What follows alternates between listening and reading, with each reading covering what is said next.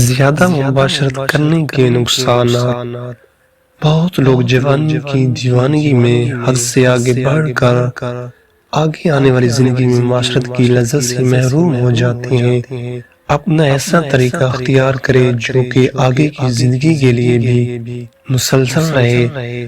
ہاں، آگے کی زندگی میں جا کر فرق ضرور آئے گا، اتنا تو فرق نہیں آنا چاہیے اب جوانی میں۔ ہیرو آگے چل کر زیرو، مباشرت کی زیادتی سے اپنے آپ کو موت کا لقمہ بنا لیتے ہیں۔ پھر ایسے لوگوں کے دل و دماغ وغیرہ کمزور ہو جاتے ہیں، جسم کا رنگ پھیکا پیلا پڑنے لگتا ہے، دل و دماغ، جگر، معدہ، آنتیں، گردے سب ضعیف و کمزور ہوتے جاتے ہیں۔